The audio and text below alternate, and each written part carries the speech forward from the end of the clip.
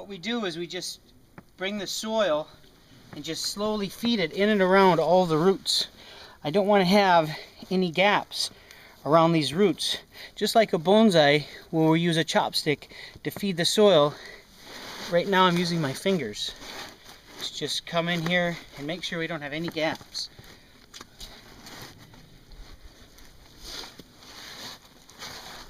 If I find an area that's bare, I just keep working the soil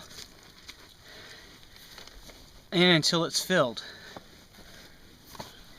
I make sure that all the feeder roots are carefully protected and put underneath the soil line. I want the soil, the rootage to go away from the base, so as they thicken up over the next few years, it'll improve the nabari or rootage. Now, right now I'm not worried about exposing all the nabari. I'm worried about getting this guy healthy.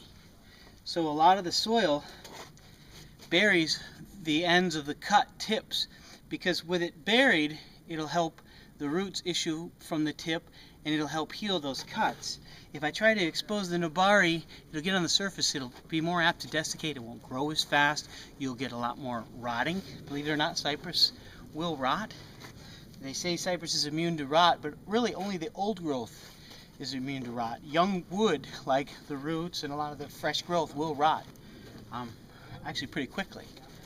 You'll notice a couple years from now, when you dig this out, you'll see a lot of the roots that were cut initially, especially the big cuts, will be hollow.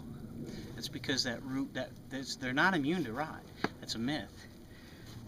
But keeping them further buried will help the roots grow much faster, so they roll over that big cut with fresh feeder roots around the edge. So you will have, it'll seal and it won't hurt the vigor of the tree. By the way, there is a lot of cypresses here that we collected. We did collect this from that property that we did the first video on. It was private. We did have written permission. They were actually going to build an area over there. So these were salvaged from being destroyed. But there is some areas over there that'll always be not touched because they're considered wetlands. You're not even supposed to go in there. Some of these are completely hollow. That doesn't mean that the trees are going to die. They've been completely hollow because the centers have rotted out. The only live section of a tree is the cambium, the xylem, and the phloem, which, as the cambium is constantly dividing, eventually creates the bark and then creates the sapwood, which later becomes hardwood. So this isn't going to kill the tree or hurt the tree. Most of these that we collected were hollow because that's interesting. We want interest for our bonsai trees. This one I collected because it already had this nice area where the original top had died and then a new shoot had been created.